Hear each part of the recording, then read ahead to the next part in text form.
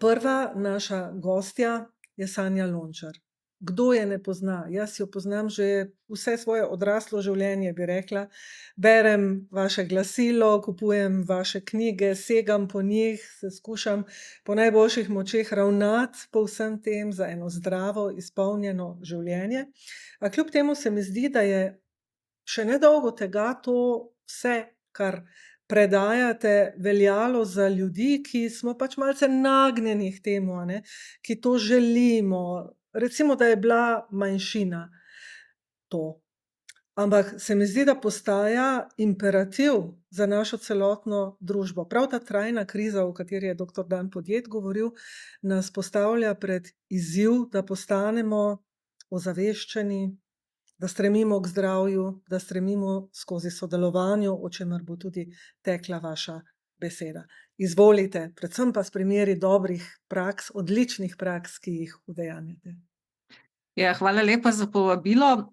Veselje mi je bilo poslušati danes in mislim, da vsi, ki se tle ukvarjamo s tem, kako prenesti znanja, kako okrepiti, recimo temu, sposobnosti, zmožnosti, sodelovanje, verjamem, da nas ves čas nekako mori ravno to vprašanje, koliko lahko vplivamo na ljudi, koliko se lahko življenja spremenijo. Jaz sem že kot otrok nenehno gruntala, kaj lahko narediš, da se človek spremeni. Mogoče sem bila hvaležna določenim ljudem, ki so res pustili izjemno močen pečat name in me iz čiste enega tira prestavili na drugega. In nekako od takrat čutim, da se to da. In to raziskujem že od nekega 19. leta svojega življenja, že skozi projekt Mladinske delavnice, ker sem bila soavtorica že, ko sem bila 19 let stara.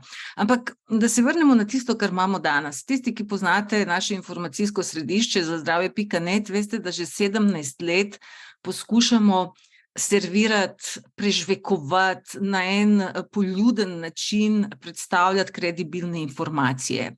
Ampak prihaja čas, ko ti informacije niso več dovolj. Lahko ti 100-krat slišiš, da je nekaj zate nezdravega in to še vedno počneš, ali 100-krat slišiš, kako lepo bi bilo, a ne, pridelati lastno zelenjavo, ampak ne veš, od kje bi se lotijo. In ta zadnja kriza rečem res pogojno, zelo mi je všeč bilo prva debata na temo, kako je s temi krizami. Jaz se povsem strinjam, Zvonka, z vami, krize so nam čudovita brca, da se premaknemo. Če jih ne bi bilo, bi prevladala že neka naša inherentna lenoba, ki zelo rada ima, da ostanemo tle, kjer smo. Kriza je pa neki korenček, ki te nenehno sili. In mogoče ravno to, da ljudje napačno mislijo, da mi gremo iz krize v krizo, je na neki način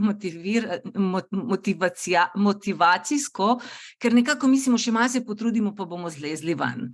V osnovi, če bi hoteli čisto uporabiti pravo besedo, ni beseda kriza, ampak je beseda sprememba je edina stalnica. Ampak mi v naši lenobi to nujnost sprememb vedno nekako imenujemo kriza, ker nas res porinejo iz nekih naših navad. No, ko se nam je zgodila ta zadnja oziroma teh nekaj zadnjih, mislim, da je vse več ljudi začelo dojemati, da informacije niso več dovolj.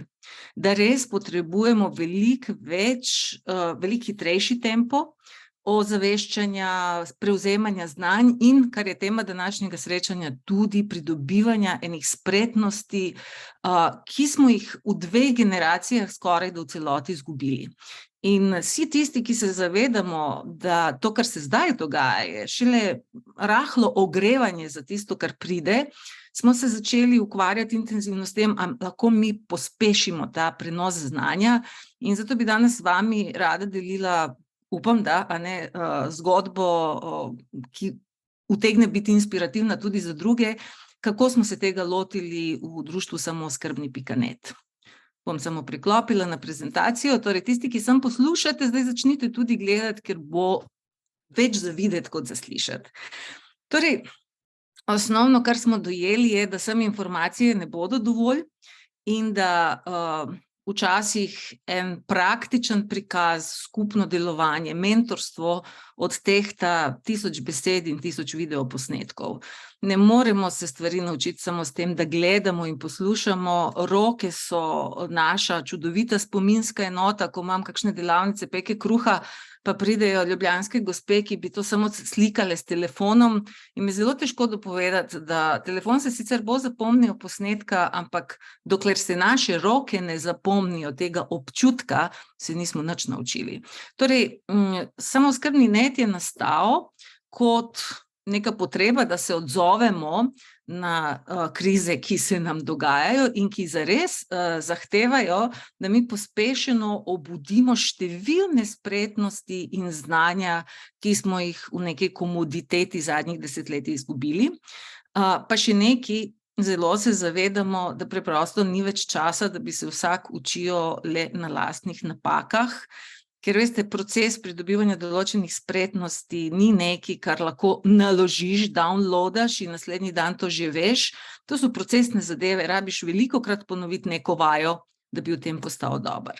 Torej, kaj smo poskusili? Na eni strani smo si želeli izkoristiti prednosti sodobne tehnologije, torej tega digitalnega sveta, možnosti, da vizualno, tehnološko zanimivo stvari predstavimo. Po drugi strani pa smo hoteli narediti tako mrežo, kjer je vse to možno potem v skupnostih čim prej pretočiti v prakso. Na nek način združiti globalno moč, ker če hočeš nekaj premikati, če hočeš nekaj kakovostno narediti, to ne more narediti 15 ljudi, je potrebna večja baza, tudi če hočemo vplivati na neka ministrstva, če hočemo sokreirati neke politike, tudi če hočemo dobiti večjo moč do dobaviteljev in ostalega, rabimo številčnost, po drugi strani pa, da nekaj v praksi narediš, pa rabiš lokalno pomoč. In tako je v 2 letih delovanja. Za nas je sicer značilno, da nikoli nismo iskali nobenih evropskih sredstev, ne za informacijsko središče za zdravje.net, ne pa za samooskrbni net, tudi ne. Ni časa, da vam razlagam, zakaj, ampak mi izhajamo iz tega, da je če nekaj zares dobro in kakovostno, potem pa ljudje morajo prepoznati, da je to zares dobro in da želijo v tem prispevati tudi svojo energijo in denarjem. In to nam je istočasno tako kot en meč, ki visi nad vsemi nami, ki to delamo, ker ta trenutek, ko ljudje ne bojo pripravljeni plačati ali sodelovati aktivno v tem, kar mi delamo, to pomeni, da ne odgovarjamo na stvarne potrebe. Veste, človek se zelo hitro uspava s temi birokratskimi in ostalimi projekti, ki so sicer dobro plačani, ampak včasih daleč od potreb ljudi. In če nimaš nenehno ljudi, da so ti edino merilo tega, a si uspešen ali nisi uspešen, potem pa hitro dobimo višinsko bolezen, ne. No, v 2 letih delovanja društvo ima skoraj 500 članov, 33 lokalnih timov, do sedaj smo imeli več kot 100 spletnih predavanj, ki so tudi sestavni del naše knjižnice, pa ogromno lokalnih in regionalnih srečanj, ker ravno zaradi tega, to je razlika med recimo našim informacijskim središčem in tem delovanjem v praksi. No, če rečem, da se ukvarjamo s celostno samooskrbo, to ni samo, kako bo trebušček poln, kako bomo s hrambo napolnili. Te številke, ki jih tle vidite, povejo pred krizo, par let nazaj, so statistični podatki, koliko naših prihodkov je šlo za katero področje našega bivanja. In kot vidite, prehrana je že 3 leta nazaj predstavljala skoraj 1/5 naših stroškov. Vse kaže, da bo postala veliko večji zalogaj v družinskem proračunu, bivanje, energenti, transport, to se vse draži. In zaradi tega tudi, ko gledamo, kako bi človek bil samooskrben, ne moremo razmišljati samo o prehrani. Torej, kaj smo se odločili, da naredimo? Po eni strani smo zbrali, na stara leta smo se digitalizirali in usvojili, kaj lahko ta tehnologija omogoča, in res omogoča. Omogoča, da 500 ljudi, evo danes nas na raznih koncih Slovenije, kot vidite, ta dogodek spremlja skoraj 100 ljudi in še veliko jih ga bo videlo. Na podoben način tudi mi imamo možnost, da vsak teden za tako veliko množico članov, kot jih imamo, angažiramo res najboljše ljudi in stvari potem tudi najboljše postprodukcijsko obdelamo in naredimo dostopnim. Take recimo baze podatkov, ki bi omogočala res pokrivanje vseh področjih samooskrbe, do sedaj nismo imeli. Tisto pa, kar je paralela temu, to so ti lokalni timi, torej eno je digitalni dostop do znanja, drugo je analogni dostop do spretnosti, sodelovanja, izmenjave. Poglejte, nekaj slikic naših lokalnih timov, ki se recimo, večina se srečuje 2-krat na mesec, to je neki ritem, ki ga imamo, ki omogoča, da se ljudje povezujejo, da skupaj nabavljajo, da skupaj vzgajamo sadike, da se družimo. Zelo pomembna gonilna sila so tukaj tudi otroci. Torej po zimi, kot vidite, gledajte, to je, ne smem zdaj povedati, ampak to je bil še čas gverile, ko druževanje ni bilo dovoljeno, pa smo se dobivali v kleteh, da se pripravljamo za sezono. Resnično, ko se enkrat povežejo ljudje na lokalni ravni, vsem lažje.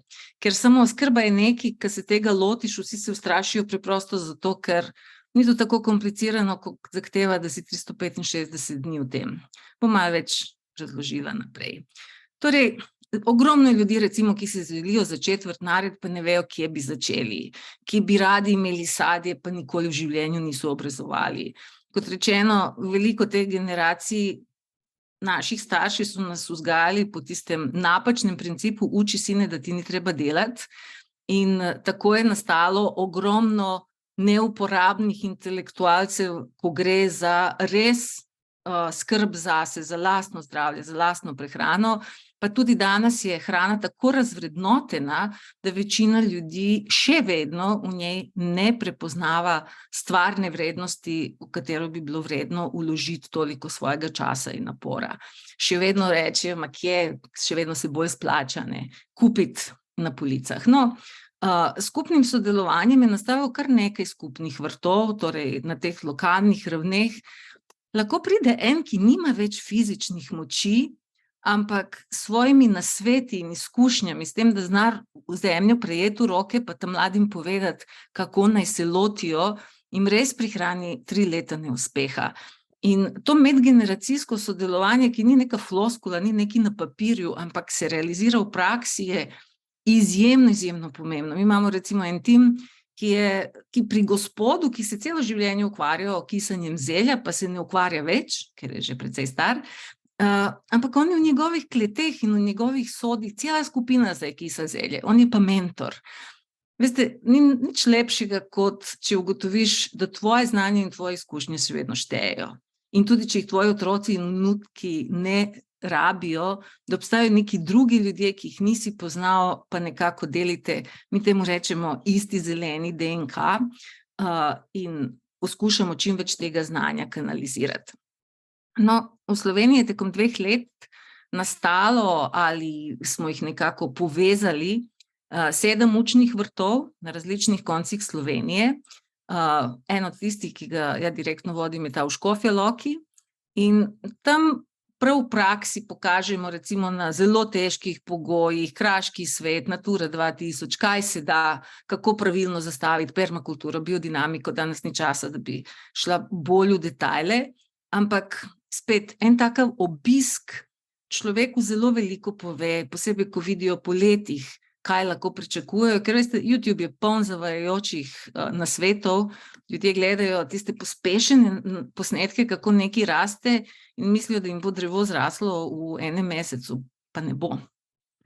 No, in recimo, naredimo kakšno tako gredo, potem pa vidiš, isti ti ljudje pridejo čez 1 leto in ne morejo verjeti, kaj na tej gredi raste. Tako da v osnovi učni vrtovi so tudi mesto, kjer ljudje pridejo, naredijo potaknjence, pridejo čez 1 leto, potem pa te potaknjence presadijo na svoj vrt.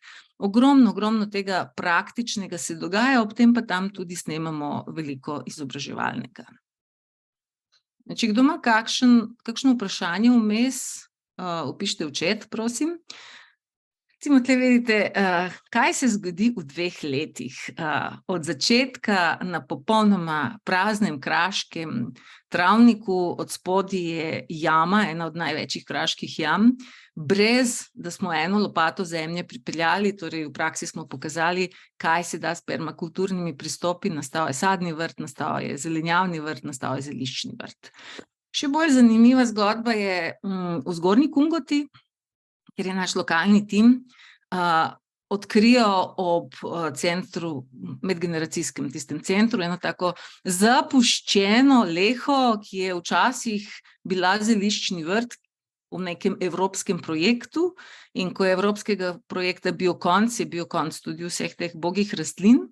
In naši so se odločili, da bojo zavihali rokave, da bojo obnovili zeliščni vrt, in to je postal res čudovit zeliščni vrt, ki zdaj, sami smo ga opremili z učnimi tablami, s QR-kodami, ki peljejo na videoposnetke, s predavanji in dogodki, in zdaj ga nadgrajujemo, ker na njem lokalna skupina zdaj že pobira zelišča, dela zeliščne pripravke, in ugotovili smo, da res nima smisla, da bi čisto vsak vse delo zase, na koncu leta pa metal stran tinkture, ki jih ne porabi. Tako da zdaj razvijamo mrežo tako imenovanih zeliščnih knjižnic, torej skupnih zeliščnih pripravkov, ki jih človek ne rabi vsak dan, in je dobro, da vemo, kdo jih ima, recimo eno ščetico, ki jo rabiš v primeru borelije, ali ne vem, en gabec, ki ga potrebuješ v primeru zloma. To ne rabi vsak imeti doma, ampak je dobro vedeti, da je to narejeno vrhunsko, domače, ročno, in kje to lahko dobimo. Na ta način recimo zdaj vzpostavljamo mrežo teh skupnih zeliščnih lekarn. No, za samooskrbo, veste, mi nekako tako vsakih par mesecev vse člane vprašamo, kaj jim je pomembno, kaj bi se še radi naučili, kje so šibke točke, kje jim kaj slabo gre. In recimo ugotovili smo, da so semena vse slabša, vse dražja, in seveda logično je naslednja zadeva bila, da se zdaj lotevamo zelo intenzivno tudi seminarstva. Po eni strani smo se povezali z 3 mednarodnimi organizacijami, ki so čudovito že naredile videoposnetke, kako se temu streže, in so naši člani to prevedli, smo sinhronizirali, in v knjižnici je dostopen ta material. Istočasno imamo našo Fanči Perdih, ki je res na področju ekološkega seminarstva vrhunska, in trenutno pridelujemo, pravilno pobiramo, selekcioniramo, čistimo, shranjujemo in ohranjamo vse več tudi semenskega materiala, ki bo v tej zimi tudi sistematiziran, tako da bomo res lahko rekli, da imamo veliko semenskih knjižnic. Zakaj nimamo eno? Korona nas je naučila, da ne pomaga, da imaš prijatelja, ki 150 kilometrov stran ima vse, kar potrebuješ. Poglejte, tudi zdaj, ko se je dogajalo, kako bomo v Luče dostavili agregat ali kaj takega. Torej, Karl Gržan, danes Violeta Bulc z nami, pomagali so si lahko, ker so sosedi. Če bi pa bili 200 kilometrov stran, si ne bi mogli pomagati. In če hočemo res biti odporni, resilient na marsikaj, kar bo še prišlo, potem je zelo pomembno, da se te mreže tkajo čim bolj lokalno. Torej, da vse, kar potrebujemo in kar zagotavlja naše zdravje, varnost, samooskrbo, to je področje, kjer ja čutim klic, verjetno vsak ima še kakšno drugo dopolnilno, ampak to rabimo nekako, ja temu rečem, na kolesarski razdalji, na peš razdalji. Torej, Zoom je super, lahko nas poveže še čez naše meje, ampak za analogno, praktično življenje pa potrebujemo, da so te mreže zelo, zelo goste, in zaradi tega jih ne bomo centralizirali. No, še eno področje, ki se je iz tega že razvilo, tle lahko rečem, da smo veterani, zdaj se že pripravljamo za 3. sezono, je, da smo ugotovili, da če hočemo imeti dobre vrtove, če hočemo imeti celoletno pridelavo zelenjave, če hočemo zares biti samooskrbni, potem pravimo kakovostne sadike. Kakovostne sadike so seveda najboljše iz lastnih semen, ampak tudi če štartaš s kupljenimi, so še vedno domače sadike boljše od kupljenih, in smo se lotili pridelave sadik v hišnih pogojih. Kaj smo ugotovili? Ja, da nobena napisana knjiga v osnovi ne streže temu namenu, ker tisto, kar se dela masovno, se dela po povsem drugačni tehnologiji, in spet ljudje, ki ste imamo izkušnje, smo se zbrali in nastali so tečaji, kako za lastno samooskrbo, recimo na 3 kvadratne metre lahko pridelaš 3000 sadik in zagotoviš, da res se lahko potem igraš in te toče ne ganejo preveč. Kot vidite, naše sadike, poglejte, od zunaj je res šele neki februar, pa pa se naši paradižniki že sončijo in taki paradižniki potem prenesejo marsikaj, kar tiste razvajene hidroponične rastline nikakor ne bi prenesle. Tudi vse naše rešitve so take zelo poceni, glavni materiali so taki, da so zelo dostopni, kar omogoča, da se je ogromno ljudi vključilo in da to ni, kako bi rekli, neki dragi šport, ki je danes vrtičkarstvo je postalo za mnoge zelo, podatek, ki sem vam hotela deliti z vami, je 63% naših članov je prvič v življenju leta 2022 gojilo sadike. To res je bil veliki podvig in zato smo se lani odločili, da smo organizirali prav tečaje, kako to delati na 12 mestih po Sloveniji. Tle pa vidite še ena stvar, ki se odvija na lokalni ravni, to so te redne izmenjevalnice. Vidite, da recimo začne se že tako, ko smo v zimskih oblačilih, pa se nadaljuje, skoraj vsak mesec se dobimo, nas 10, 15, 20, prinesemo, kar imamo, izmenjujemo in ko otroci, mislim, tako, te dialoge ugotovimo, da če bi nekdo nas poslušal, a tako ti je uspelo, a tako lepo izgleda, kot da bi se o dojenčkih pogovarjali, ampak to je ena taka notranje socialno lepilo, eno tako notranje veselje, jaz to ne znam z vami zdaj podeliti tle čez zaslone, če bi pa bili zraven, bi videli, to je res ena veliki džoker v samooskrbi, tudi če komu kaj ni uspelo, če komu toča stokla vrt, mi vsi potegnemo iz nekih vogalov rezervne sadike in pomagamo. In veste, tako kot je zdaj po teh poplavah bilo tako pomembno, da človek ni bil sam, tudi v samooskrbi je zelo pomembno, da veš neki backup. Ravno te dni smo dali tudi razpis, da na nivoju društva hočemo to še bolj sistematizirati in 10 gojiteljev SOS sadik bomo imenovali in to bo prostovoljsko delo za društvo, da zagotovimo še večje kapacitete, ker to leto je bilo preveč toče in v enem trenutku nam je teh sadik zmanjkalo, tako da pričakujemo, da teh izrednih zadev bo še več in kot vidite, potem se odzivamo, da takoj delamo mrežo po Sloveniji, kjer bodo tekom cele sezone na razpolago, mi temu rečemo, sadike rezervisti, zelo pomembne in lahko rečem, to se tudi super odvija trenutno. No, tukaj vidite, kakšno veliko zanimanje za to. Kjerkoli, da pridemo, ogromno ljudi se želi naučiti delati domače sadike. To je res nekaj, kar me je presenetilo, moški tudi, ja, otroci, fantastičen talent in to je nekaj res, ko se človeku povrne tisti stik nazaj z zemljo, to je najboljša meditativna aktivnost čez zimo, po zimi, v januarju že začnem delati sadike, ne obstaja boljša meditacija, kot preflancati 200 paradižnikov, tako da toplo priporočamo, da tudi sami kaj takega probate.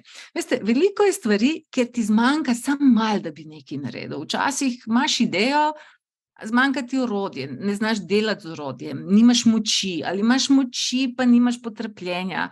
In v teh lokalnih timih je strah manjši, nekako se razdeli na vse, ki se nekaj lotijo, ob tem pa tudi, če jim kaj ne rata, se veselo smejijo.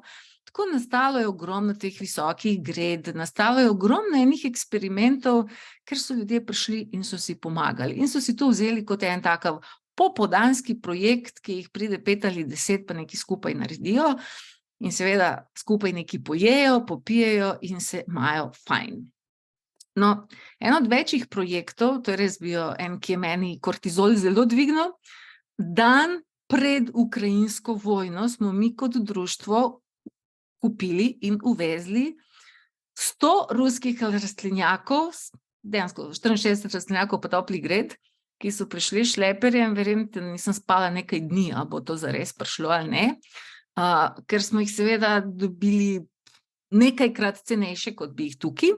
Potem je pa naslednje vprašanje bilo, kako pa bomo mi to montirali. Malih je, ki so doma imeli res podporo v tehnično usposobljenih možeh, ampak kot vidite, tudi če se 6 ali 7 bab loti zlaganja enega rastlinjaka, pa tudi če smo ga morali 2-krat razšraufati, ker smo nekaj narobe začeli šraufati, smo ga na koncu pa postavili. In to je tisto, kar en ne zmore. En ne zmore, skupnost pa lahko. In skozi teh 1000 stvari, ja vam jih danes niti ne bo mogla vseh našteti, se zelo krepi ta občutek, kako sodelovanje pri pridobivanju nekih sposobnosti in spretnosti, ko si ti v skupnosti, koliko je to lažje. To se niti ne razdeli matematično, ampak res eksponencialno stvari postanejo zabavne, lahke in nepozabne.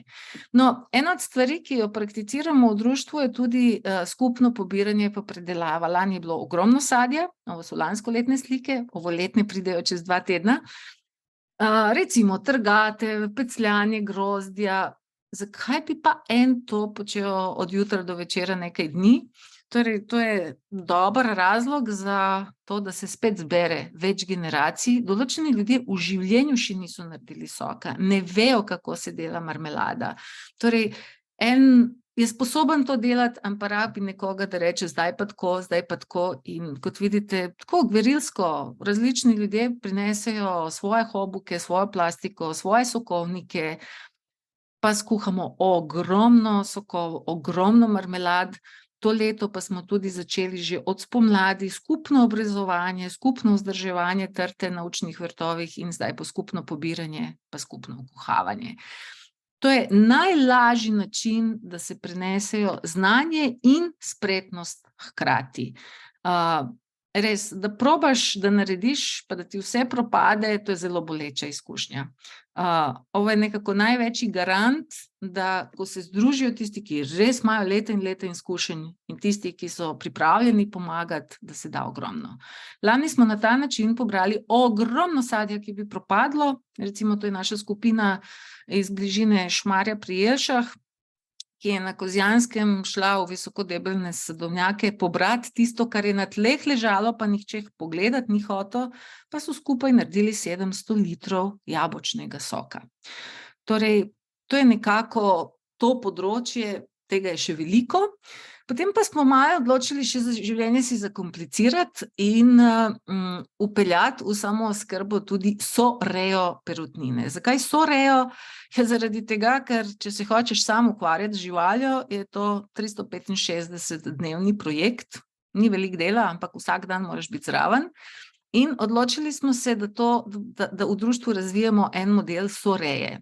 Konkretno recimo, več solastnikov, vsak istočasno, isto jato smo vsi kupili, ampak vsak je solastnik svojih 5 kur in kure so v istem kurniku, ena oseba jih oskrbuje en teden, pobira jajca od vseh kur, očisti kurnik, opere vse, primo preda ključe naslednjemu in v osnovi imamo dela samo ta teden, ko smo mi oskrbniki, poberemo dovolj jajca, da jih je za cel mesec. Ostale tedne pa imamo mir in druge aktivnosti, tako da je možno vkomponirati izlete, dopuste in vse ostalo. Pa tudi veliko cenejše, torej ekonomija je čisto drugačna, ker skupna vratca, ki se odpirajo, skupne mreže, skupna infrastruktura, to se vse razdeli na toliko ljudi, koliko jih sodeluje. Pa še zabava za otroke je pomembna. No, to je tisto, kar delamo lokalno, torej par ljudi skupaj, pa nastane skupni kurnik. Tisto, kar je pomembno, kar delamo globalno kot društvo, in to v sodelovanju z drugimi društvi, ja, to je bilo, da smo se zelo postavili recimo proti evropske uredbe, ki je zahtevala registracijo čisto vsakega pernatega prijatelja in smo uspeli izposlovati izjemo, da do 50 pernatih živali tega v Sloveniji ne bo treba. Če ne bi bili tako glasni, verjetno bi tudi ta projekt bil nekako zelo ogrožen. Torej, državljanska, zelo pomembna aktivnost na eni strani in zelo lokalno povezovanje na drugi. Naše kure, vam moram reči, se imajo zelo dobro, to so naše lepotice. Torej, kot vidite, še skrb za škodljivce in polže je urejena, ker res vse predelajo. To so 2 leti stare kure že.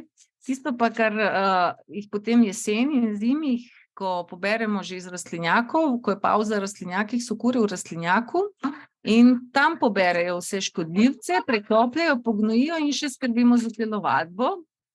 Kot vidite, so zelo gajstne in To se ne da primerjati s tistimi Auschwitzi za živali, iz katerih prihaja večina jajc, ki jih verjetno večina vas uživa. No, zakaj to razlagam? Ko združimo moči in ko enkrat obvladamo in znanje, ker tle morate imeti tudi nekaj know-howa in spretnosti, stvari postanejo zelo, zelo enostavne. Stvari, ki so na začetku izgledale neobvladljive, postanejo zelo preproste. Ampak kriza, jaz sem vesela, da imamo krize in da jih bomo imeli še večjih, nas končno sili, da začinjamo te resurse uporabljati. Dok je čisto vsakemu bilo lepo, fajn in komot v svojem malem brlogu, je vse se zdelo odveč. Zdaj na srečo se dogaja vse več tega, kar nam omogoča, da se povežemo in da odkrijemo, koliko smo zamujali, ko nismo že prej sodelovali pa prenašali znanja na ta način. No, gremo še naprej in sicer, kot vidite, eni so to leto že prvič molzli, pa kozje sire delali, imamo tudi člane, ki se s tem ukvarjajo, tako da področja, na katerim pridobivamo ta znanja in spretnosti, se res iz dneva v dan širijo. Samo na našem blogu, če boste šli na Samooskrbni net, boste videli, kaj vse se dogaja, še veliko več, kot vam ja lahko v tem kratkem času predstavim. No, ena od stvari, ki se v tem letu začela, so tudi skupni zakupi njiv. Na Gorenjskem, na Dolenjskem, pa tudi na Štajerskem koncu so recimo lokalni timi se odločili skupaj v sodelovanju s kmeti posaditi krompir, pobrati krompir. In to je tudi, kako bi rekli, en tak združitveni lepek. Zdaj pa že v oktobru gre setev pšenic, spet tle pa gremo še malo naprej, ker kmetje imajo mehanizacijo, nimajo pa dovolj rok in zato ne upajo niti sejati nečesa, kar recimo čez kmet že v letih preprosto niti ne more nekaj narediti in zato je v Sloveniji se goji samo silažna koruza. Če pa je pripravljeno priti 20 mladih rok, pogledajte ta podmladek, to je bolj pomembno, ne vzgajamo mi le krompir, mi vzgajamo nove generacije, ki ne bojo za krompir mislili, da to nekaj, kar iz vrečke za čip spada. To se mi zdi zelo pomembno, ampak ne smemo podceniti tudi to, da 10 ljudi pridela 3 tone krompirja. To pomeni, da če bi bila kriza, nihče od teh ne bo lačen. In na tem bomo še nadaljevali. Torej, da ne bom predolga, ker čas imamo vseeno omejen, naslednji koraki, zelo bomo razvijali vse te in case of emergency projekte, SOS sadike, semenske knjižnice, zeliščne lekarne, tečaj sadik, če vas zanima, kaj vse počnemo, pa tudi nekaj predavanje brezplačno dostopnih, če boste šli na Samooskrbni net v blogu. Drugače pa naša knjižnica je pa res ena od najbolj dobro založenih knjižnic videoposnetkov na tem področju. Če imate kakšno vprašanje, z veseljem. Najlepša hvala, gospa Sanja, to je bilo pa izjemno navdihujoče. Jaz sama se tudi spopadam z vrtom, nimam dovolj časa, osamljena sem tam v enem hribu nad Ljubljano in bi si želela tako skupnost, kjer bi lahko to počela skupaj z drugimi. In zavidam vam te lepe kure, se sprašujem, če imate kakšnega lovca tudi za te namene, ker lisice, kune in tako naprej so verjetno tudi del te skupnosti, skratka. Jaz sem navdušena, drugi pa verjetno tudi. So kakšna vprašanja morda? Ta hip ne? Lovec je ali ni? Bi se našel, ne? Električnega pastirja imamo, kure so ograjene z mrežico, to smo opazili, in v 2 letih smo samo eno kuro izgubili, da jo je kuna pohopsala. To je res čudež, glede na to, da smo skoraj v gozdu, tako da bom potrkala, naj tako tudi ostane. Sobivamo z živalmi, ampak zaenkrat je vse v redu. Pa avtomatsko odpiranje in zapiranje, na to zelo pazimo, torej avtomat jih odpira in zapira. Smo pa tudi mi zelo pogosto na vrtu, tako da kune in lisice nimajo prav veliko časa, ko ni nobenega zraven, ampak vedno se lahko zgodi. Ne bom njihovo lakoto podcenjevala. No. Super, hvala. Prav, evo, bilo je navdihujoče. To je stavek, s katerim lahko zaključimo. Na trenutke kar deluje malce utopično, tako kot bi si želeli, da bi bilo, kot sem rekla, imperativ za vse nas na vseh področjih v Sloveniji in širše seveda tudi. Če mi Najlepša dovolite hvala. samo 2 besede. Glejte, to Izvolite. je, pot se dela tam, kjer hodimo. In tisti, ki hočejo, to se da zelo hitro. Tisti, ki sedijo doma in imajo izgovore, ja, to se ne da, zato ker, veste, ko sem prišla v Slovenijo, ja nisem rojena v Sloveniji, tudi na veliko drugih koncih sem živela, najbolj me je presenetilo, da se v Sloveniji toliko intelektualnih kapacitet uporabi za to, da se poišče razlog, zakaj nekaj ne bo delovalo. Kjerkoli, da sem bila, so ljudje napenjali možgane, kaj naj mi naredimo, da bi to delovalo. Tle pa katerikoli predlog, da pride, ne glede na to, s katere strani politične ali ne vem, strokovne, poln Facebook je tisti, ki se bojo ukvarjali, zakaj to ne bo mogoče. In dokler mi ne spremenimo to miselnost, ki je res destruktivna, se nič ne bo dalo. Torej, kdor hoče in kdo je pripravljen, da poseje, zaliva, vzdržuje, bo na koncu tudi obral. Kdo bo meditiral in ne vem, se ukvarjal samo s tem, da bo lisica pojedla kure, ta nikoli ne bo imel. Tako da bodite pogumni, vse te stvari se rešujejo s tem, da dojamemo, v kakšnem obilju mi živimo. Če ja lahko sproduciram 1000 sadik, rabim pa 100 glav solate, potem pa tudi, če bo, ne vem, srna popasla 50, kure še 50, toča stokla, še vedno bo dovolj. In naši stari so imeli to miselnost, vedno so vedeli, da ni to, da poseješ 10 sadik, pa jih boš imel. To je sodobna napačna ekonomija, ker človek misli, da mu prepada čisto vse. Tako da, ko enkrat začnete sodelovati z naravo, pa poglejte, koliko semena pade z vsakega drevesa, pa narava že ve, da to ne bo vse obrodilo. Tudi mi moramo vedeti, da moramo posejati 100-krat več, kot bo obrodilo. In potem pa živimo v obilju. Ja, tako je. Pogumno, veliko potezno in kot ste rekli, vrnimo se k tistim starim znanjem, ki držijo, ki so od nekdaj držala in nam lahko kažejo pot naprej. Najlepša hvala še enkrat. Tako, zdaj pa prehajamo k Mateju. Matej, si z nami, a ne? Kako se naučiti državljanstva? Če gremo zdaj spet malo v te vode. Na Socialni akademiji ste skreirali radoveden.si, portal, ki uči o državljanstvu in to z zelo različnih vidikov. Izvoli, povej nam kaj o tem.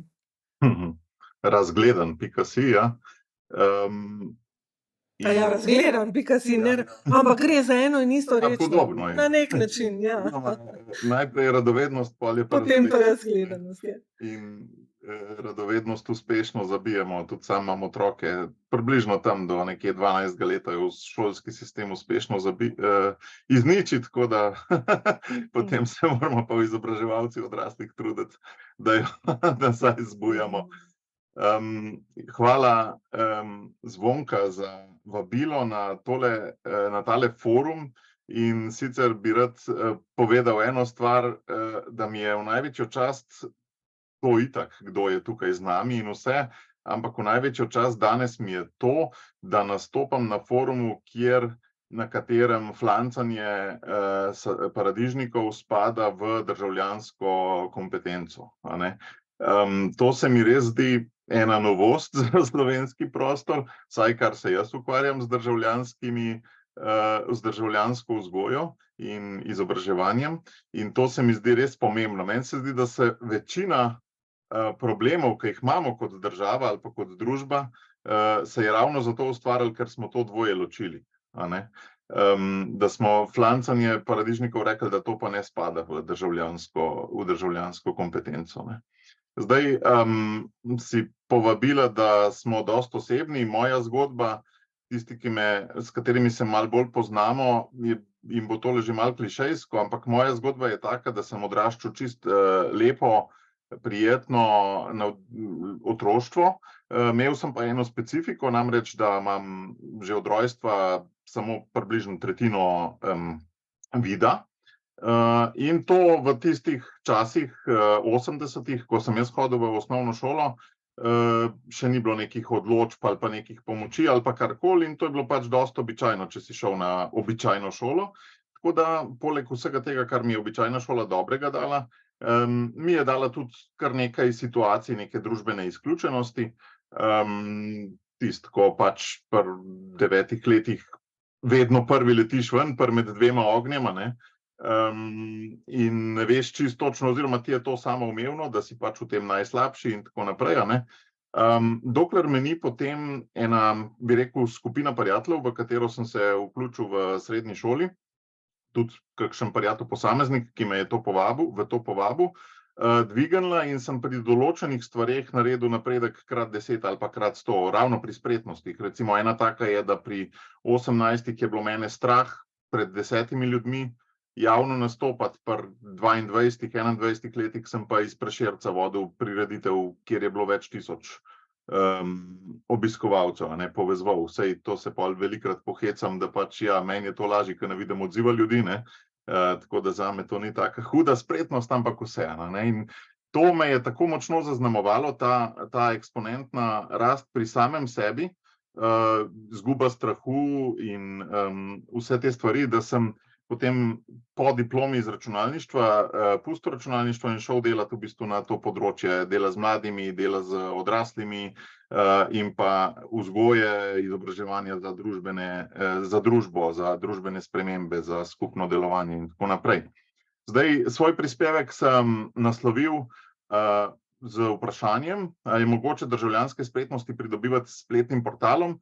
Najbrž si mislite, kakšen bo moj odgovor. Zdaj ne vem, nekateri, če bi zdaj voting pool tukaj naredili, bi rekli, da vsi veste, da to ni mogoče najbrž, a ne? Ampak da bom jaz zagovarjal, da je mogoče, ali boste nekateri prav rekli, da zagovarjam, da ni mogoče. Torej, če me vprašate, ali je državljanske spretnosti možno pridobivati zgolj s spletnim portalom, seveda ne mislim tako, a ne. Če mislim, da je državljanske spretnosti možno pridobivati predvsem s spletnim portalom, tudi mislim, da ni tako, a ne. Gospa Lončar, ki je bila pred mano, mislim, da je popolnoma dovolj dobro utemeljila. Ali je državljanske spretnosti mogoče pridobivati med drugim tudi s spletnim portalom, je pa pravzaprav tudi gospa Lončar že pred mano zelo dobro utemeljila preko primera svojega portala. Zdaj, ta naš portal razgledan.si odgovarja na potrebo, da Slovenci nismo ravno zelo močno državljansko pismeni in naš slogan je, kot vidite, tukaj na desnici, enostavne razlage družbe v nekaj minutah. Torej, želimo prinašati enostavne razlage družbe, tako na hitro za vse nas, ki si za to ne vzamemo časa, tako kot si za veliko večino stvari danes težko vzamemo čas, a ne. Se pravi, ne vem, na primer neko tematiko, kot je populizem, velikokrat slišimo v medijih, a ne, besedo populizem, ampak kaj je zdaj ta populizem? Kdo je populist, kdo ni, a so levi bolj od desnih, a so desni bolj od srednjih, a so srednji bolj od levih, kakorkoli, a ne. Dajmo poskušati to v 5 minutah enostavno se naučiti, pogledati tako, da bomo stvar nekako razumeli, a ne. To smo stestirali na primeru pojma socialni dialog, mislim, da 2. ali 3. letniku ene od gimnazij v Sloveniji in takoj videli, da nekajminutni video animirani stvar zelo dobro reši. Se pravi, vse vprašanje, kdaj so pol tisti dijaki to spet pozabili, ampak vendarle domnevam, da če si ogledajo risanko na to temo, da potem pač bo to dlje časa ostalo v glavi, kot če bi samo v knjigi prebrali. Torej, nekako 2, 3, da so vedeli pred ogledom risanke, kaj je socialni dialog. Risanka je pač, ne vem koliko je, 4-5 minutna recimo in govori o enemu delavcu, ki pač si želi čoln kupiti, o njegovem šefu, ki je ustanovil firmo in zdaj tega delavca zaposluje in kako bo zdaj ta šef dal tistemu denar za ta nov čoln in pol, da vsega se sama dva ne moreta zmeniti, zato je še minister tukaj v igri in pol se te vsi trije usedajo za isto mizo in tako naprej, a ne, in se pač socialni dialog v 4 minutah skozi zgodbo, tako kot imamo vsi radi, ne, ker osnova življenja, nekateri pravijo, niso atomi, ampak so zgodbe, ne. Se skozi zgodbo v bistvu seznanimo s tem konceptom in verjetno to, da je socialni dialog med delodajalci, delojemalci in državo, ne, to na tak način nam v 4 minutah recimo ostane veliko bolj v glavi. Ta izraz, vsaj jaz mislim, da ga nisem vedel znova opredeliti na tak način do svojega 20. leta, kljub svojemu izobraževalnemu sistemu, res, da se nisem nikoli zelo za družboslovje takrat še zanimal. No, take lekcije, ki jih je 25, so pač na portalu razgledam.si narejene zaenkrat z enim, dvema ali pa 3 elementi, torej tekst, video in pa kviz. 25 jih ima tekst, 16 od teh jih ima video zaenkrat, 5 jih ima pa kvize. Te lekcije, kvizi so pač takšni, da lahko pač sprintaš tudi si potrdilo potem, ko si kviz opravil. Lekcije so takole nekako v takih karticah organizirane in organizirane so tudi v 8 sklopov. Nekako smo poskušali jih konceptualizirati celo državljansko pismenost, čeprav tukaj imamo pomanjkljivost, da gremo na to ožji pomen državljanske pismenosti, ne, in da flancanja sadik nismo uvrstili kot lekcijo noter, ne, tako da mogoče je smiselno to še razširiti, pa se v bistvu se hecam, ampak dejansko tudi jaz smo šli zavestno v ožji koncept državljanske pismenosti, seveda, ne. Kot vidite, so te enote približno takole razporejene. Potem imamo pa še časovni trak, to smo kar od enega kolega, Simona Purgarja, ki uči na eni osnovni šoli tam pri Polhovem Gradcu, smo ga v bistvu prosili, če bi svoje videe, ki jih je v covidu naredil, nekaj minutne zelo kvalitetne videe iz zgodovine, smo ga prosili, če jih bi zložil v eno časovno zaporedje, tako da smo pol skupaj z njim oblikovali časovni trak, tako da imamo tudi to. In pa prav pred kratkim je zaživela tudi stran za učitelje v srednjih šolah, kjer v bistvu je zdaj nekaj, mislim, da je bil lansko leto prvič ta predmet aktivno državljanstvo in poskušamo v bistvu te naše lekcije, kolikor smo jih pač že naredili, razporediti po teh 8 področjih, ki jih ta kurikul za gimnazije pa za srednje strokovno izobraževanje opredeljuje, tako da smo v bistvu pokazali učiteljem na ta način, to je še zelo sveža stran, se pravi, a ne, v tem prvem področju demokracija in avtonomni državljan, državljanka, imaš na voljo te lekcije, mi mislimo, da se te povezujejo in tale ima video, tale ima kviz, tale nima nič od tega, tako da lahko hitro pogledaš, a ne, kaj bi uporabil.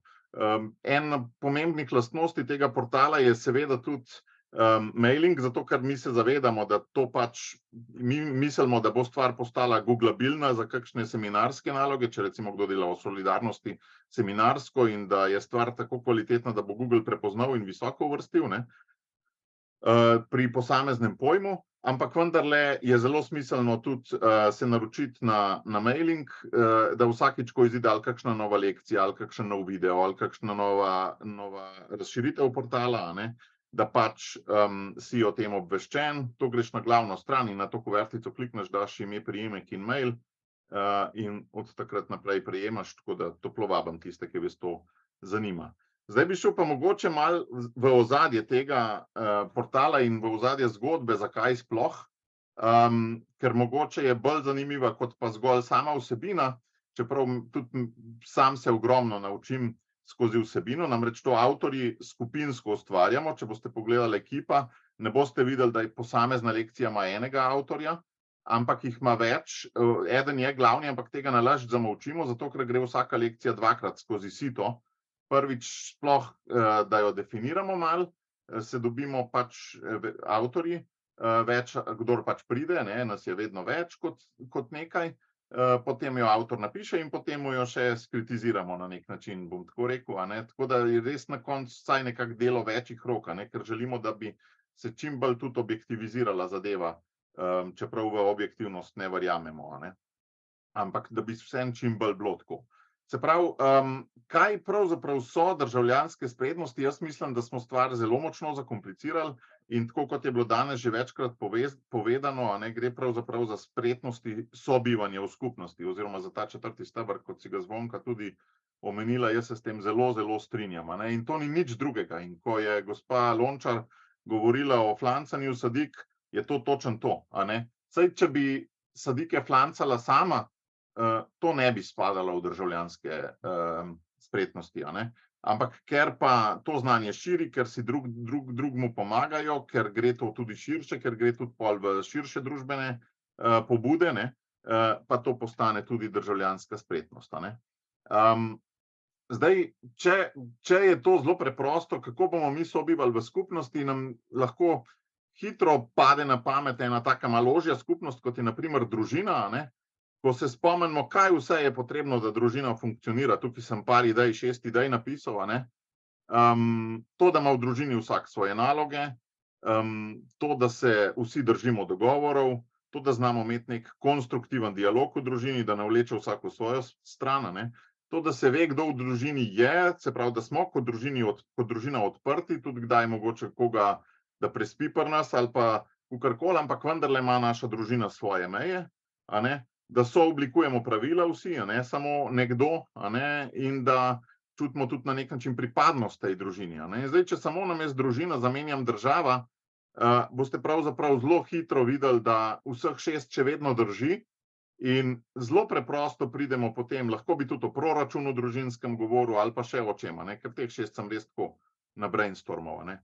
Se pravi, tudi za državo rabimo pripadnost, rabimo dialog, rabimo odprtost države, pa vendarle jasno definirane meje te države, sooblikovanje pravil od vseh strani in tako naprej, a ne. Se pravi, praktično gre za isto stvar, ki je zelo, zelo osnovna, ki je v vsakega od nas položena. Žal veliko ljudi skozi več živi v disfunkcionalnih družinah, kar hitro pol privede tudi v to, da so disfunkcionalne lahko določene naše značilnosti v povezavi z državo, ne. Zdaj, če pomislim, kako se te spretnosti razvijajo, itak grejo iz družine ven, mogoče jih malo popopram s svojo osebno zgodbo, torej mene ni nič drugega zanimalo tja do 15. leta kot računalniki, tole najbrž tisti, ki ste čez 45 let stari, veste, da je Commodore 64 eden takih prvih računalnikov, ki si jih je vsaka družina lahko tam v zgodnjih 80-ih počasi kupila, a ne, Lego kocke, pa matematika, ne. Te 3 stvari so me enostavno zanimale. Potem so pa prišli vrstniki in eno zelo osebno povabilo, zdaj, če govorimo o tem, kako so se pri meni osebno razvijale te državljanske zmožnosti, a ne, osebno povabilo vrstnikov, ki je zelo personificirano, se pravi, temelječe na tem, kaj jaz rabim, ne kar naštancano nekam, a ne, skupinsko prek javnih obveščanj ali pa kakorkoli, a ne, ampak od osebe, ki je s teboj povezana, in je bilo to povabilo v skupino, a ne. V skupini se pa začnejo drugi odnosi kot v družini običajno in to je že prvi sestop v neko širšo skupnost, neka skupina mladih, a ne, kjer se začnejo seveda diferencirati različne vloge, različne naloge, ki niso samoumevne, tako kot so bile od rojstva v skupini, ampak določene stvari vidiš, da sploh nisi tako dober, za določene stvari pa vidiš, da v resnici v tvoji družini nič ne pomenijo kaj dosti, noben te zaradi njih ne pohvali, ampak v skupini pa vsi rečejo wow, a ne. In tako se odkrije tvoj osebni talent. Pri meni konkretno se je pot v državljanske zmožnosti začela s tem, da sem znal oblikovati časopise na računalniku leta 92, a ne. In sem pol za našo skupino dal pobudo, da bi imeli mi svoj časopis in sem ga enkrat na mesec ali dva ustvaril, zbiral članke in tako naprej. In to je bil zame prvi projekt, nobene družbene vrednosti ni imel širše od naše skupine, a ne. Ampak bil je zame osebno nek pomemben korak naprej, nek vstop v polje izven družine s svojo proaktivnostjo. In skozi te talente se običajno izčisti nekaj, čemur jaz rečem v judovski tradiciji, ne, v drugi Mojzesovi knjigi imamo poved zgodbo o gorečem grmu, ki ga je Mojzes videl, ki je v bistvu mu bilo naročeno skozi goreči grm, da naj pelje ljudstvo v obljubljeno deželo, a ne. In to je na nek način zame pojem poklicanosti in zato tudi mi je ta simbol me je zelo močno zaznamoval. Enkrat, ne da sem ga jaz videl ali pa posredno tudi, ampak me zelo močno navdihuje ta zgodba in to, ko sem gledal enkrat leta 95, če zdaj se spomnim, za božič film o Mojzesu po televiziji. Tako da imam tudi podcast Goreči grm, kjer intervjuvam razne voditelje in družbene changemakerje. In ta goreči grm, ki ga skozi svoje talente v skupini odkriješ, ponavadi pol vodi v neko družbeno angažiranost. Pri meni so bile to najprej mladinske organizacije. Ta vrhna Mladinski svet Slovenije je pa v bistvu zveza mladinskih organizacij v Sloveniji na nacionalni ravni. Tukaj sem se pa srečal z pravzaprav različnimi politično različno mislečimi osebami. Torej, od zelo levih do zelo desnih in vseh vmes cel spekter. In tukaj sem se začel v bistvu pa z najbolj ozko, bi rekel, državljansko pismenostjo ali pa z najbolj ozkim državljanstvom, aktivnim državljanstvom pravzaprav ukvarjati. Ampak to je šlo od tega vrstniškega poziva, povabila, do tega je bila pot zelo, zelo, zelo dolga. In tudi za ostale lahko rečemo, vsak od nas, ki smo tukaj govorili, ali pa vsak od vas verjetno čuti te koncentrične kroge, kako se neka pripadnost skupnosti ali pa udejstvovanje v skupnosti postopoma gradita. Se pravi, najprej si v neki ožji skupnosti, pa pogledaš malo na širše, še malo na širše, še malo na širše. Meni so osebno to zelo pomagali razumeti, pri meni pa reflektirati skavti, zato ker tam je struktura zelo, zelo jasna, ali pa če bi šli na tabornike, ali pa na gasilce, planince, pri vseh teh, je struktura toliko jasna, da v bistvu ti zmeraj nekako vidiš, kam spadaš, in pol, ko tam čez pogledaš, te povabi naprej v širši krog. In je to zelo, zelo lepo. Tisti, ki ste bili v čem takem aktivni, najverjetneje čutite, o čem govorim, kako te skozi širši krogi privabljajo vedno bolj. No, zdaj, če poskušam malo zavezati pentljico čez vse skupaj, torej portal pa tele osebne zgodbe udejstvovanja v skupinah, kako gre to skupaj. Zdaj, po 19 letih, odkar smo formalno ustanovili socialno akademijo, smo nekako konceptualizirali državljansko pismenost, da ima dva glavna dela, in sicer, da državljanska pismenost se sestoji iz akcije v družbi, se pravi to, da ti znaš javno nastopati, da ti znaš neko kampanjo narediti, da ti znaš timsko delati, da ti znaš biti proaktiven in tako naprej, in pa tudi iz refleksije družbe. Se pravi, da ti znaš družbo opazovati, jo razumeti, jo dekodirati. In velikokrat v Sloveniji jaz opažam neravnovesje med tema dvema elementoma, ki sta mimogrede tudi ena od prvih pogruntavščin izkustvenega učenja, to, kar je pol Kolb še nadgradil, in tako naprej. Tisti, ki se bolj intenzivno z izobraževanjem odraslih ukvarjate, boste vedeli, da je akcija pa refleksija tisto, kar je fino, da se malo izmenjuje v našem učenju. In jaz pa opažam eno ogromno neravnovesje. Na eni strani vseh oseb, ki se ukvarjajo na Rdečem križu, Karitasu, s tem, da pomagajo bližnjemu, in na drugi strani vseh teoretikov, ki bi skozi delali samo refleksijo družbe, pa nikoli niso za svojega bližnjega naredili niti enega večjega, recimo, dejanja. In to neravnovesje, da se sam tem ta desnim, bi rekel, aktivno državljanstvo, ali pa državljanske kompetence, spretnosti, to se mi zdi zelo, zelo velika krivica, zato sem toliko navdušen, da se Flancanje paradižnikov tudi na tem forumu uvršča med državljanske spretnosti. Jaz tudi rajš govorim o kompetencah kot o spretnostih, zato ker spretnosti so res samo en del tega trojega, kar potrebuješ, in to bi vam ilustriral najraje z primerom dialoga. To je eno od področij, ki mene v Sloveniji najbolj boli, to, da ne znamo imeti nekega dialoga med seboj. Potrebujemo znanje, se pravi, da vemo sploh, kaj je dialog, da ga znamo definirati, da ga znamo razumeti in tako naprej. Potem druga stvar, ki jo potrebujemo, so veščine. Naprimer, ena taka tipična veščina pri dialogu je empatično poslušanje. To, da znamo človeka zelo dobro poslušati, se vživeti v njega čustveno, s tem, kaj je povedal in tako naprej. In še mnoge druge veščine so potrebne za dober dialog v družbi. Pol je pa še tretja raven kompetence, ki je pa ta naravnanost oziroma ta odnos do oziroma ta attitude v angleščini. Primer tega bi bil pa sinergični način razmišljanja. Se pravi, če imaš ti to v glavi naložen, ta sinergični način razmišljanja, se pravi, da štekaš, da je 1 + 1 enako 3, da tako kot je bilo v prejšnji prezentaciji, tisto, kar je gospa Lončar rekla, da se eksponentno znižuje strah, če pridemo skupaj. To je ta sinergični način razmišljanja. Strah se ne deli na 2, če sva 2, ampak se še med nama nekaj zgodi in se še pospešek dodaten dobi.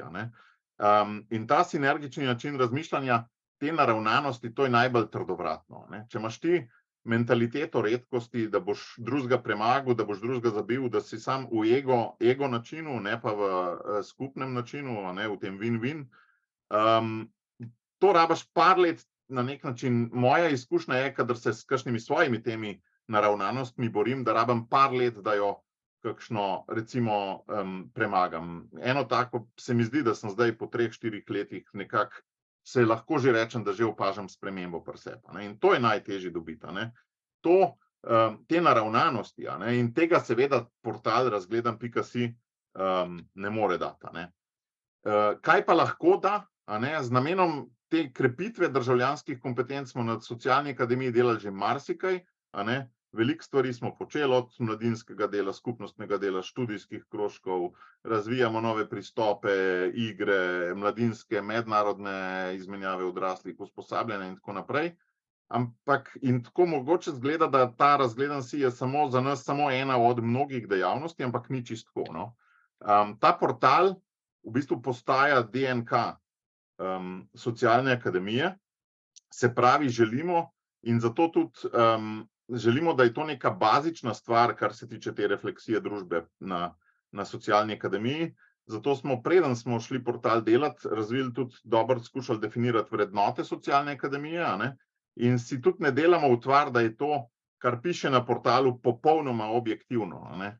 Jaz sicer verjamem v to, da imamo resnico samo eno, ampak verjamem v to, da je nihče od nas tukaj navzočih še ni v polnosti spoznal, a ne. Se pravi, vedno prostor, da ti mene kaj naučiš, da jaz tebe kaj naučim, in verjamem, da nismo vsega pogruntali s tem portalom, a ne. Mogoče vas, vsaj tiste, ki ste bolj angažirani v vodenju takih organizacij, takega tipa, zanima tudi, kako je s financiranjem, in je točno tako, kot je gospa Lončar rekla, za njih, a ne, da evropskih projektov ne prijavljajo veliko, ne, ali pa sploh ne. Tukaj je pri nas majčkeno drugače, ker ta naša Socialna akademija je tak tip nevladne organizacije, zato da se bo nekdo naučil, kaj je socialni dialog, ali pa da se bo nekdo naučil neke take stvari, zelo težko plačajo. Recimo midva z ženo greva na seminar o tem, kako graditi najin odnos, ne, ki stane 200 evrov za čez vikend, a ne, ampak nisva pa pripravljena za svojo državljansko vzgojo plačati 200 evrov, a ne. Se pravi, imamo različne tipe nevladnih organizacij, ene malo večjo osebno korist prinašajo, ene pa malo bolj v skupno dobro gradijo, a ne. In tudi zato je v bistvu pol, ko se profesionaliziraš, pa ko zapustiš dobro plačano računalništvo, greš na evropske projekte, ampak prav pri temle razgledan.si je pa v bistvu čisti strel v prazno, v smislu tega, v neznano, ne, v smislu tega, da to smo zasnovali kot nek kontejner in ga bomo financirali pač iz vseh bodočih projektov pomalo, a ne. Vsak projekt bo lahko kakšno lekcijo morda noter prinesel in bo na ta način se gradil vedno boljši učbenik državljanske pismenosti, a ne. Hkrati je ta portal tudi podstat za druge vrste dogodkov, na primer za podcaste, za popisovanje naravne in kulturne dediščine. Tukaj imamo eno tako zanimivo idejo za bralne klube, za dogodke v živo, za učitelje, še več gradiv se lahko naredi in tako naprej. Že zdaj ga je pa možno uporabljati na različne načine, ali kot učbenik, ali za pogovore o posamezni lekciji, recimo za diskusije, ne, ali študijski krožki, recimo, če se študijski krožek ukvarja z, ne vem, neko kulturno dediščino, a ne, na nekem določenem območju, o tem, kako so včasih ljudje živeli solidarnost na njihovem kraju, a ne, in pol lahko ob tem uporabijo to kot gradivo, a ne, lekcijo o solidarnosti, recimo, ne. Ali pa za seminarske naloge si jaz računam, ali pa tudi kar nekaj učiteljev se je že obrnilo, zato smo tudi razvili tisto dodatno stran za učitelje, a ne, da za to predmet aktivno državljanstvo. No, če zaključim zadnji slajd, kako za učenje državljanskih kompetenc motivirati odrasle ali pa tudi mlade otroke. Jaz mislim, da je ključno učenje z delovanjem, kar nima veze z tem portalom, ampak zelo dobro ga pa lahko dopolnjuje tudi portal razgledan.si. Hvala za vašo pozornost in se veselim, če bo koga zanimalo kakšnega novega naročila na maile. Najlepša hvala, Matej. Če malo povzamem, bi rekla, da si potešil našo radovednost, kaj portal je in kaj nam omogoča, da si razširil našo razgledanost in poglobil razumevanje državljanstva, čeprav v malce ožjem smislu, ampak si se toliko s Sanjo povezal, da se je to že kar razširilo in predlagam, da tudi portal v prihodnosti, ko bo pritekel kakšen denar, razširite tudi z tem vidikom državljanstva, ki ga je ona nam razložila, in da si nas pravzaprav navdušil tudi nad delovanjem kot takim in to v skupnostih. Ta beseda skupnost nas res nekako pelje skozi celotno današnje dogajanje in treba se je nad njo zamisliti, predvsem pa je treba v skupnostih delovati, da vzpostavimo neke sinergije, ki nam pomagajo osebno in seveda celotni naši družbi. Kakšnega posebnega vprašanja nimamo v klepetalnici, razen če se motim, mislim, da ne, ampak dal si nam misliti in pozval si nam, da se vam pridružimo in verjamem, da se bomo kar nekateri temu tudi odzvali. Prisrčna hvala in vse dobro tudi vnaprej s portalom in tudi širše. Ogromno lepih stvari izvaja. Osebno pišete, če imate kakršnokoli idejo ali pa karkoli. Hvala. Vesel. Velja. Hvala lepa. Tako, zdaj pa k našemu zadnjemu prispevku. Dr. Violeta Bulc je z nami. Eco Civilization piše ob njenem imenu, gre torej za eno delovanje, o katerem boste zagotovo kaj spregovorili, ampak medve sva se pogovarjali, da bi ravno tako osebno svojo zgodbo delili, da bi povedali, kako ste se izoblikovali od otroštva dalje preko številnih poti, ki ste jih ubrali, ki so vas ponesle tudi do velikih pomembnih vlog na državni, pa tudi evropski ravni. In ne vem, ali nas nagovarjate s Konjskega vrha ali iz Ljubljane, oboje bo zanimivo, ampak Konjski vrh morava omeniti, to je vaš kraj bivanja, kadar želite biti v raju, bom jaz temu rekla, čeprav je ta raj zdaj malce ga spodnesla voda, ampak to je prehodno. Izvolite. Ja, hvala lepa in lep pozdrav vsem, ki so še z nami v tem zadnjem sklopu. Ja, pozdravljam vas iz Konjskega vrha, že celo dopoldne oziroma cel dan se ukvarjamo z obnovo vodovoda, ki ga je voda odnesla. Tako da po tej končani oddaji se vračam nazaj med krampe in lopate. Vendar z veseljem najprej podelim nekaj misli z vami. Moram reči, da so me vsi dosedanji govorci zelo navdušili in seveda odprli še dodatne nove razsežnosti v razmisleku, ki ga ponuja današnji dogodek. Najprej ste me vprašali, kako se je sploh oblikoval moj odnos do državljanstva in seveda ste me povabili k razmisleku, ker o tem pravzaprav sama v preteklosti nisem razmišljala.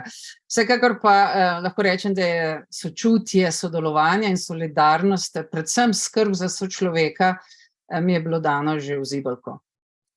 Že v okviru družine sem kot otrok opazovala starša, ki sta bila vedno pripravljena pomagati ljudem v stiski, tistim, ki so živeli v pomanjkanju, čeprav tudi mi nismo imeli veliko presežkov, sploh ne takrat v začetnih letih ustvarjanja naše družine.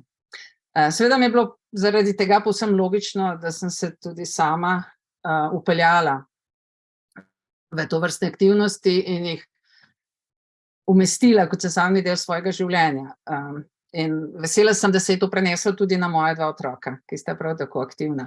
Namreč v osnovni šoli, in to danes morda malce pogrešam, smo kot taborniki in kot osnovnošolci vedno pomagali starejšim ljudem, še posebej osamljenim starejšim ljudem, ki so živeli sami, so, se spomnim, bili izjemno hvaležni in veseli, ko smo se nekajkrat na leto jih spomnili in jih potem tudi njihovo življenje popestrili z nekimi lepimi besedami in nekimi pristnimi trenutki, ki smo jih preživeli z njimi. V srednji šoli je bilo to predvsem povezano z brigadirstvom, čistilnimi okoljskimi akcijami, s prostovoljno pomočjo pri organizaciji različnih dogodkov in podobno. Vedno je bilo pa tudi prisotno to sodelovanje in pomoč v okviru družine, sorodnikov, prijateljev, pa naj bilo to delo v vinogradu, trgatve, jesenske čistilne akcije. Tako da to sobivanje z ljudmi z nekega notranjega socialnega kroga, vsaj v mojem življenju je bilo res ves čas zelo močno prisotno.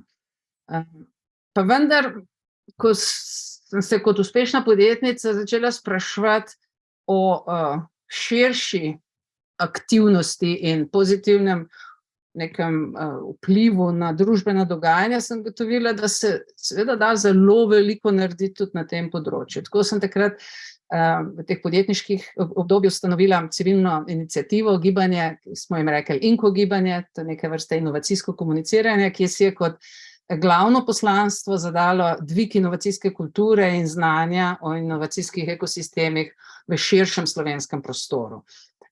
In da ne grem preveč v globino, sem zelo ponosna, da smo z vsemi ljudmi, ki so se nam priključili v 6 letih, v različne aktivnosti uspeli vključiti več kot 6000 ljudi, različnih starostnih skupin in zelo, zelo različnih socialnih okolij. Tako da verjamem, da je vsak od njih ponesel vsaj eno iskrico ustvarjanja in nekega inovativnega delovanja tudi v svoje sredine, v katerih je danes aktivna ali aktiven. Zato seveda vas verjetno ne bo pol presenetilo, da sem se po uspešnem mandatu v Bruslju ponovno zagnala eno novo, tokrat bolj globalno gibanje pod imenom Eco-Civilization Movement. In ta politična izkušnja mi je še dodatno razširila vpogled v nek globalni prostor in seveda ugotovila sem, da svojo širino izkušenj in znanj lahko dodam vrednost tudi v globalni skupnosti, ki je ravno tako nujno potrebuje prostovoljni navdih, kajti mnoge probojne ideje, ki nastajajo kot marginalne ideje na robu socialnih in poslovnih ekosistemov, saj v začetku rabijo srčnost in ta srčni navdih, da sploh najdejo svoj prostor. Tako da je to gibanje neke vrste klaster prostovoljcev z družbeno odgovornim poslanstvom, ki povezuje prodorne znanilce sprememb iz vseh kontinentov v nek celosten kolektivni razmislek o prihodnosti človeštva in planeta Zemlje. In vsi naši dogodki, knjige in prispevki so ravno zaradi tega prostovoljstva potem na voljo vsem brezplačno, vsem zainteresiranim in vedno znova tudi ti prispevki vabijo, da stopimo iz neke cone udobja in cone znanega in da z individualnim razmisleki ustvarjamo nek presežke kolektivnega in usmerjamo svoje aktivno življenje res v soustvarjanje družbe, ki jo želimo živeti. In mislim, da tukaj tudi to vrstno prostovoljstvo igra izjemno pomembno vlogo v nekem širšem družbeno-političnem okviru. Zdaj, če nadaljujem morda s tem razmislekom, tudi bolj konkretiziram eno obdobje, ki me je zelo močno zaznamovalo, to je bilo pač obdobje mojega delovanja kot evropske komisarke za promet v Bruslju. Moram reči, da sem se tudi v tej vlogi preko številnih dobrodelnih dogodkov doma in tujini udeležila srečanj, ki so me zelo zaznamovala. Recimo, naredila sem preko 60 pogovorov z državljani in državljankami po celi Evropski uniji, v vsaki državi sem bila vsaj 2-krat v Sloveniji, pa seveda mnogo večkrat. In ravno tu sem poskušala dodati svoj delež k razumevanju pomena Evropske unije kot projekta in seveda njenih podsistemov in delovanja njenih podsistemov. In ravno skozi te funkcije sem se srečevala z mnogimi mladimi, tudi, ki so preko prostovoljnega dela izjemno zaznamovali tudi energijo v evropskem prostoru, to je delovanje Evropskega parlamenta mladih, pa tudi predvsem mladih, ki so se vključili v enega od projektov, ki smo ga zagnali v našem mandatu, ki ga danes poznamo pod imenom Discover EU, in videli smo, koliko neizmernih, celo težko se jih celo vrednot, kompetenc so ti mladi pridobili, ko so odkrivali EU, ko so odkrivali različne kulturne prostore. Tako da to prostovoljstvo in ta navdih, kaj narediš kot samoiniciativen državljan ali pa državljanka, oziroma kako svoj delokrog presežeš in ustvariš nek presežek znanjem in zmožnosti, ki jih imaš potem še preko tistih zahtevanih ali pa pričakovanih delovnih okvirov, tudi to so neke vrste prostovoljstva. Zato je zelo pomembno, da si dovolimo to prebuditi v sebi, ker jaz osebno verjamem, da je bilo to osnova za delovanje vseh skupnosti že od samega začetka človeštva. In življenje mi je res naučilo, da se vse dobro, pa tudi slabo vrne nazaj. Zato ne kalkuliram življenja. Vedno naredim na najboljši možen način, po svojih najboljših možnih močeh to, kar mi je zaupano oziroma za kar se sama odločim. In odzivam se na klic življenja, kot najbolje vem in zmorem v danem trenutku. To seveda ne pomeni, da lahko vedno vsem ustrežem ali se odzovem na vse in tudi seveda vse vabim, da nihče od nas ne more vsega narediti, kar bi teoretično lahko, ampak vsaj zame zdaj zaenkrat velja, da ko se ozrem nazaj po energetski sledi svojega življenja, nimam slabe vesti. Oziroma vem, da sem vedno naredila vse, kar sem lahko v danih pogojih, in to me še vedno vodi tudi naprej. Zdaj, če se pa za trenutek še pomudiva pri samem dogajanju na Konjskem vrhu, kot ste me na začetku pozvala, ja, to je bil pa en res izjemen dogodek. In morda bi tukaj, preden nadaljujem, podelila eno fotografijo, eno sliko, upam, da imam možnost, da podelim fotografijo oziroma da mi...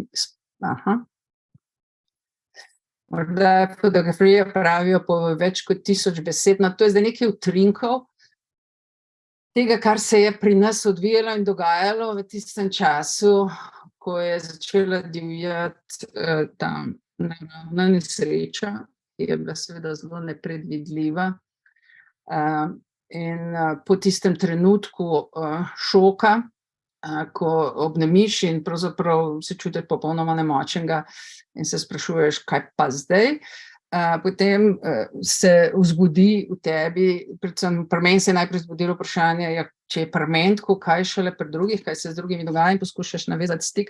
Seveda v tistem trenutku ni bilo nobenih povezav, ne mobilnih, ne telefonskih, fizičnih, tako da vse kabli so bili potrgani, tako da si kar nekaj časa nekako to vprašanje je precej veliko in nimaš dobrega odgovora. No? Potem se pa najprej pokaže morda prvi sosed in pomaha čez reko, oziroma ta potek, ki je postal čez noč reka, in potem počasi še drugi sosed in lahko rečem, da je bil to res en izjemen dogodek, ki je na plano v težkih trenutkih res privabil najžlahtnejše, kar je v nas ljudeh. Situacija je bila dramatična in moram reči, da morda v jeziku nimamo ustrezne globine, s katero bi sploh opisal izkušnjo te naravne nesreče. Lahko jo doživiš, lahko jo podeliš, zelo težko jo pa opišeš. Ampak lahko pa rečem, da je prevladovala ta vibracija sočutja, sosedske pomoči in to je bilo res izjemno. Kot sem že prej omenila, najprej pozdrav čez deročo reko, tako da smo vedeli, da smo živi in zdravi, potem hlebec kruha in savinjski želodec, ki ga je prinesel en sosed iz vrha hriba, ki se je prebil do nas, do naju sosedom, no, bila sva dva na nek način izolirana s to deročo reko od ostalih. In potem predvsem zelo pomembne skupne aktivnosti, neke vrste novodobno brigadirsko delo, če temu lahko rečem, ki nas je vse sosede povezalo, da smo po svojih najboljših močeh začeli sanirati nastalo škodo tudi v tednu, ko smo bili še čisto odrezani od preostalega sveta. In ta sočutje in medsosedska pomoč in ta aktivizem, ki se je sprožil, da seveda na začetku izgledalo, da proti tem ogromnim plazovom in zasutim cestam seveda ne bomo kos, ampak potem korak po koraku smo vendarle vsak dan naredili eno malo novo zmago in bili vse bolj napolnjeni z enim entuziazmom. Potem pa seveda je na pomoč priskočila tudi težja mehanizacija in nam pomagala še odstraniti največje ovire. Tako da to je bilo res en tisti trenutek, če odmislimo vse tragične zgodbe, ki so se zgodile ljudem, ki so seveda mnogo hujše od naše izkušnje, pa lahko rečem, da sem iz tega dogodka prišla veliko bogatejša, predvsem zaradi teh prostovoljnih vzgibov in te medsosedske pomoči in tega globokega zavedanja, da skupaj lahko naredimo res veliko. Vsak posameznik je bil pa pomočen, predvsem v luči vseh teh neverjetnih količin zemlje in kamenja in peska, ki ga je voda prinesla iz planin. Mogoče podelim še 2 glavna spoznanja, ki sta se mi res globoko vtisnila v mojo dušo in moje srce, je, da prvič, da je zelo enostavno biti dober. In da je to eno res prefinjeno tkivo, ki je v vsakem od nas. Vse ostalo se potem nalaga na osnovi različnih izkušenj, ampak v takih trenutkih sežemo dovolj globoko vase, da se dotaknemo tega prefinjenega tkiva, ki ga poji ljubezen in ta kozmična vibracija svetlobe. Drugo pomembno izkušnjo pa je že zelo lepo opisala Sanja. Lokalna povezanost je izjemno pomembna za odpornost in sonaraven trajnostni razvoj človeštva. Zato je zagotovo res pomembno, da postane del državljanskih kompetenc in da se o tem začnemo pogovarjati, kajti v trenutkih, kot smo ga mi doživeli tukaj v Zgornji Savinjski dolini in še v mnogih drugih delih Slovenije, ki so bili del te naravne nesreče, vidiš, da v resnici osnovne kompetence, znanja, narave, sodelovanja z naravo, preživetja in predvsem sodelovanja so tiste, ki še v tako težkih trenutkih pomagajo, da se človek znajde, da ima upanje in da se seveda lahko postavi na noge. Pa morda bom izkoristila še eno priložnost, pa še izrazila eno povabilo. Tudi na osnovi vsega tega, kar sem poslušala in še danes poslušam v povezavi z to naravno nesrečo. Morda bi bilo pametno iz slovenskega jezika in naše miselnosti zbrisati besedo bomo in enostavno zamenjati stavki v sedanjiku, torej se osredotočati na to, kar delamo.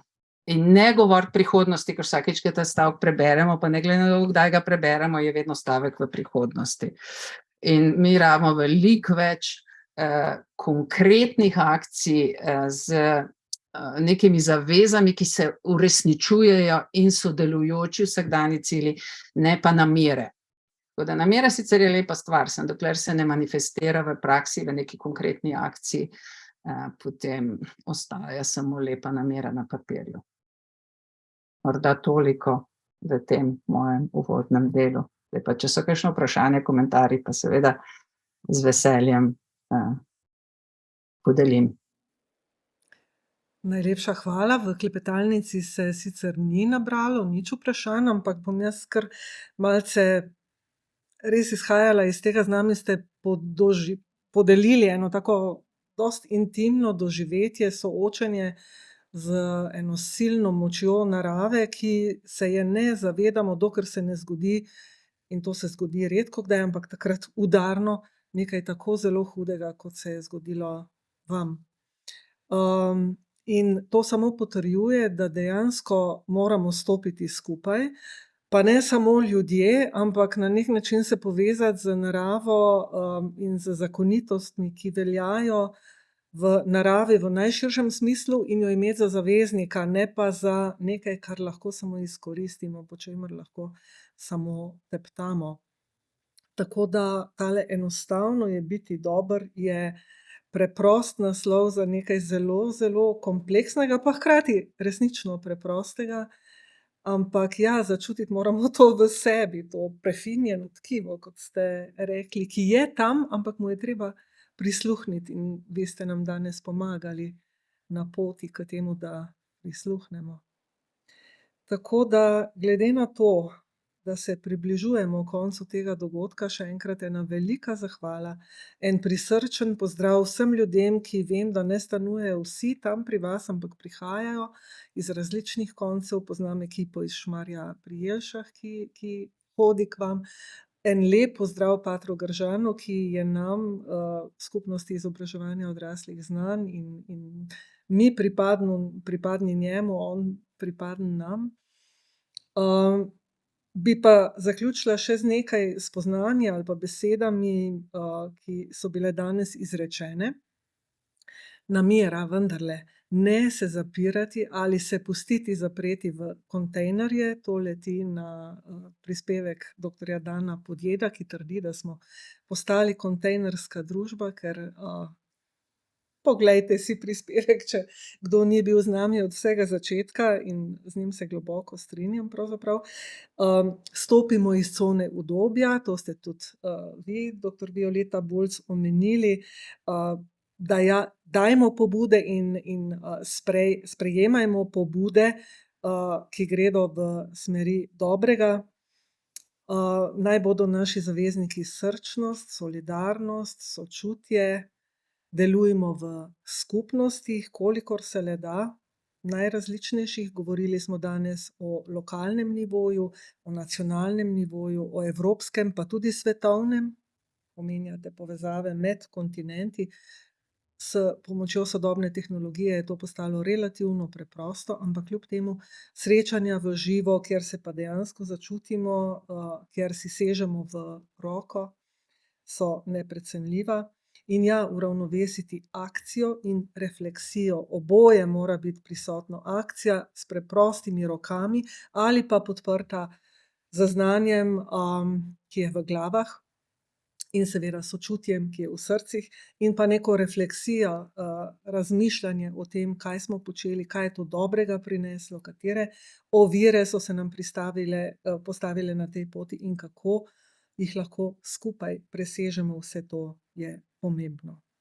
Tako da, če ni nobenih drugih vprašanj, pripomb, česarkoli v klepetalnici, bi zaključila samo še s pobudo, da rešite anketni vprašalnik. Sodelavka Ana ga je umestila v klepetalnico, tudi na naši spletni strani bo objavljen, zato da nam pomagate organizirati še boljše, forume. Kot rečeno na začetku, naslednji na temo medijske pismenosti je na sporedu že čez en teden, 4. oktobra, na temo osebnih in medosebnih spretnosti, in nazadnje v novembru, 16. novembra, še na temo finančne pismenosti.